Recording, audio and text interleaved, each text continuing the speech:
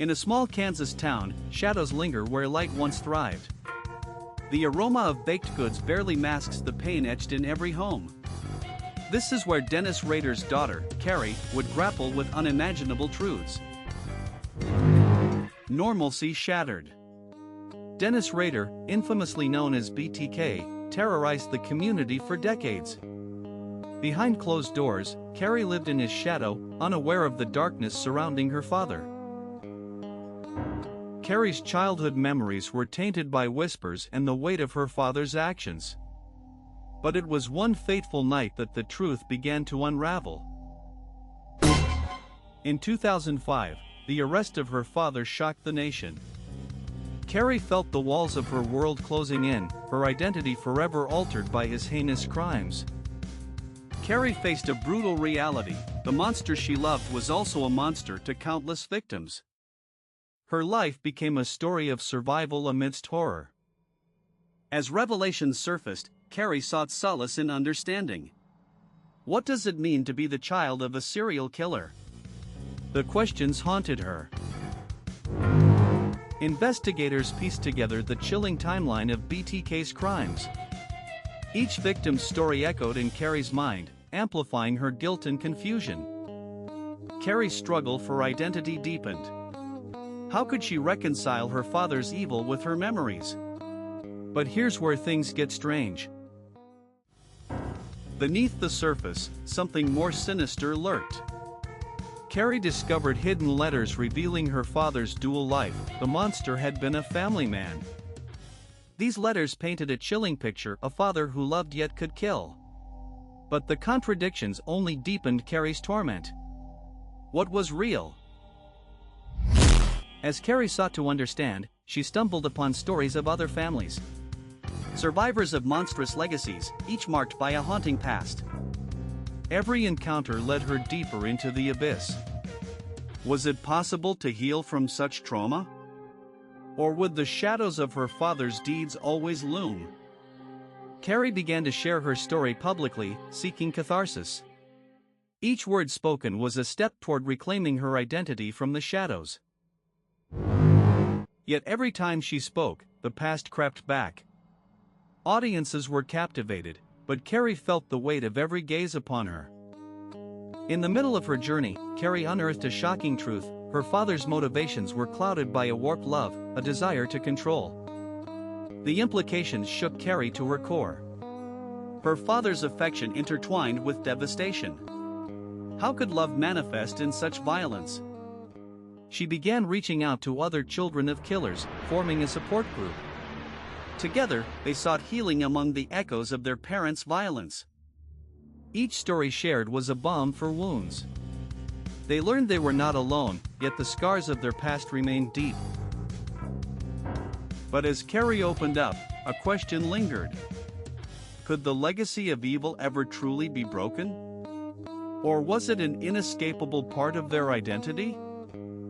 One night, Carrie found herself alone, contemplating her father's influence on her life. It was then she understood this journey was not just hers. It was a shared experience with countless others. Their lives intertwined by the darkness of individuals they never chose. Through therapy, Carrie learned that healing was not linear. It was a path filled with relapses and small victories.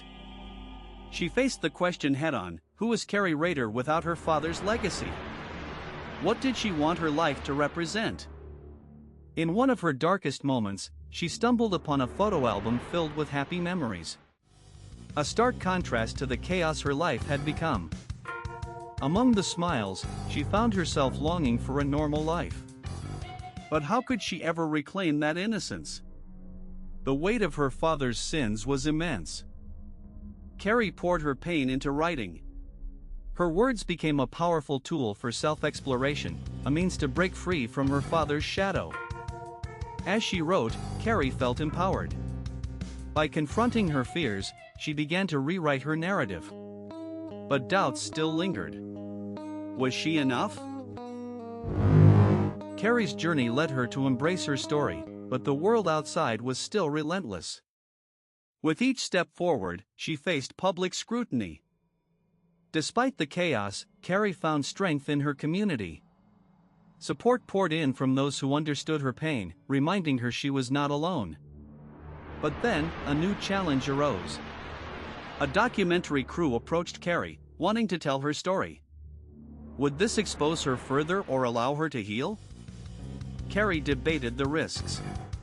Was she ready to relive her past in front of the world? Or was this an opportunity to reclaim her narrative? The decision weighed heavily on her heart. Carrie realized this story was not just her own, it was a voice for many who suffered in silence. Finally, Carrie agreed. The documentary became a way to honor victims and shed light on her own journey. But the unknown still loomed. As filming progressed, Carrie unearthed deep-seated emotions.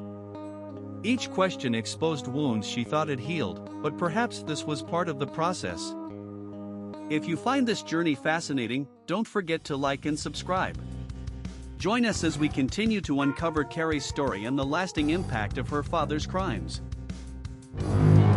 Each revelation was a step into the unknown. Carrie was uncovering layers of her father's psyche that challenged her understanding of good and evil. Carrie began experiencing dreams filled with flashbacks, memories of her father that blurred the line between love and horror. And then, silence. In those dreams, she saw him not just as the monster, but as a father. It challenged her notion of who he was and who she could be. Carrie's journey became a labyrinth of self-discovery intertwined with her father's legacy. The deeper she delved, the darker it became. She sought answers from psychologists specializing in criminal minds. Each session revealed a tangled web of emotions, both hers and her father's. But the more she learned, the more questions arose. Did her father act out of madness or some twisted love? The evidence tells a different story.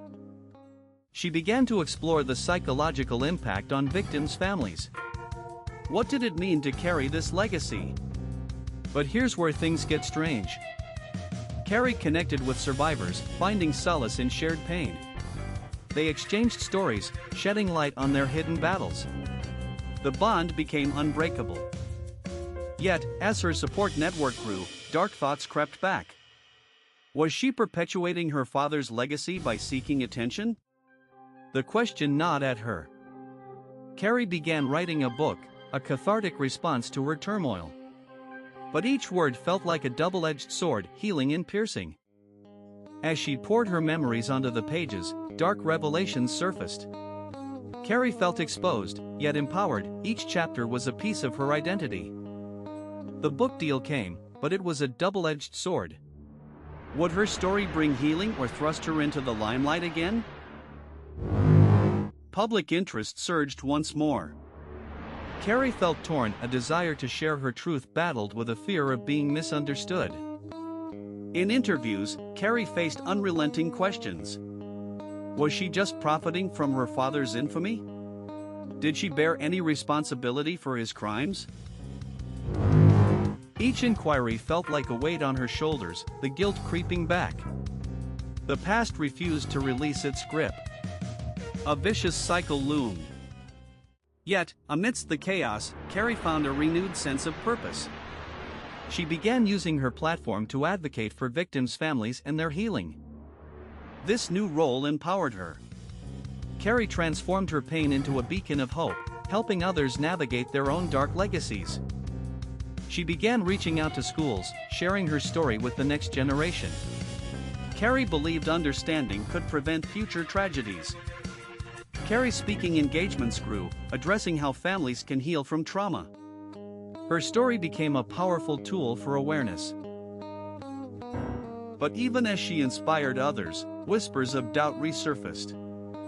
Would she ever escape the shadow of her father? Could she ever forgive?